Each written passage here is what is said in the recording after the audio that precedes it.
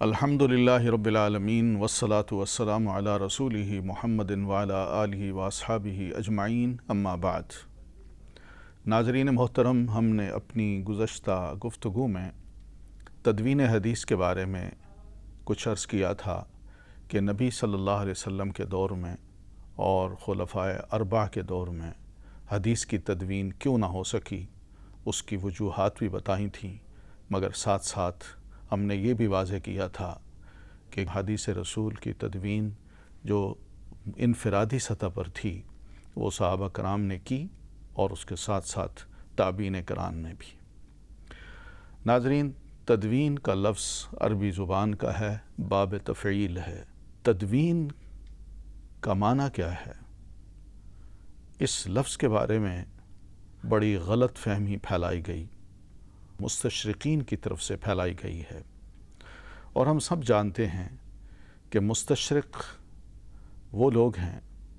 وہ اسکالرز ہیں جو مغرب کے رہنے والے تھے،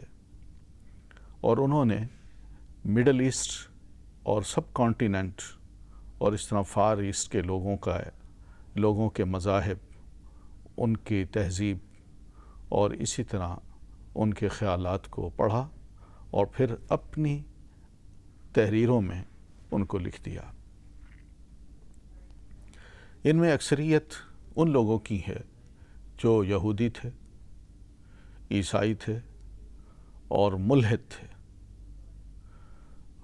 بہت سے منصف بھی ہیں، علمی اعتبار سے درست بات کرتے ہیں، مگر بہت سے متعصب بھی ہیں اور علمی اعتبار سے بڑی بددیانتی کرتے ہیں۔ تدوین کا جو لفظ ہے، ان لوگوں نے اس لفظ کے بارے میں اتنی غلط فہمی پھیلائی کہ گویا کہ پڑھنے والا یہی سمجھے کہ مسلمانوں نے یا مسلم علماء نے احادیث کو بیٹھ کے اپنی طرف سے گھڑ کے اور ترتیب دے کے لکھ کے آگے مسلمانوں میں چھوڑ دیا ہے، جبکہ تدوین کا لفظ یہ معنی نہیں رکھتا۔ دو لفظ ہیں عام طور پر کتابوں کے لیے استعمال ہوتے ہیں، ایک ہے تصنیف اور دوسرا ہے تدوین۔ تصنیف اس کاوش کو کہتے ہیں جو ایک مؤلف اپنی کتاب کو تحریر کرتے وقت ارد گرد سے معلومات لے اور پھر انہیں اپنے الفاظ میں ڈھال کر جمع کر لے،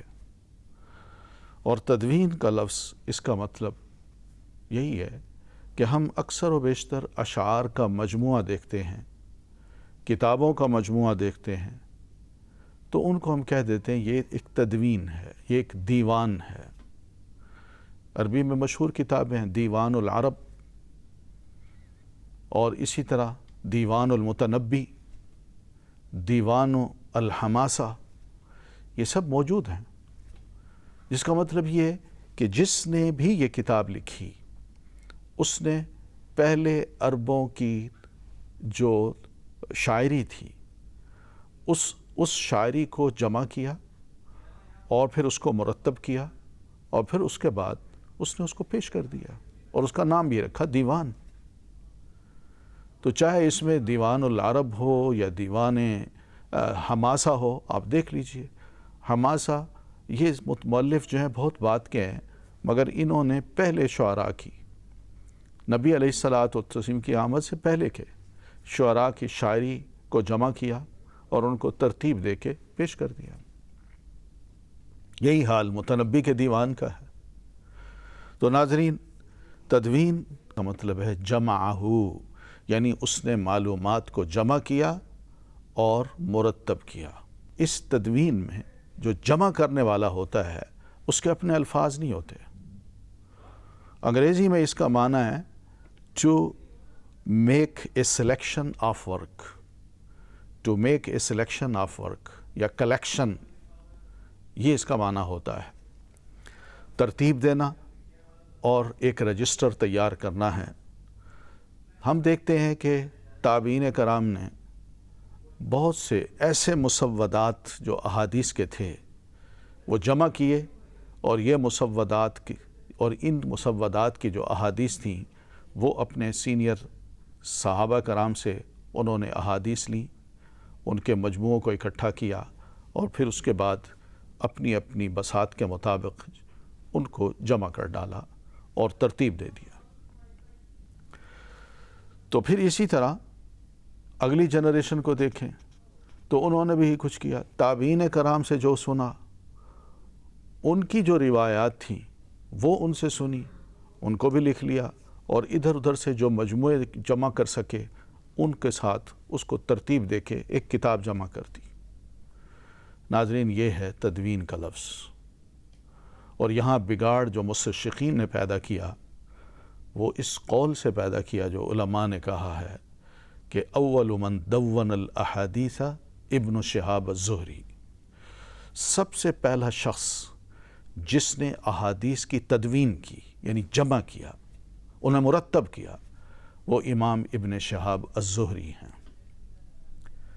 تو انہوں نے کانسیپٹ یہ دیا، خیال یہ دیا کہ تدوین سے مراد یہی ہے کہ زہری نے، امام زہری رحمۃ اللہ علیہ نے بیٹھ کے احادیث کو لکھا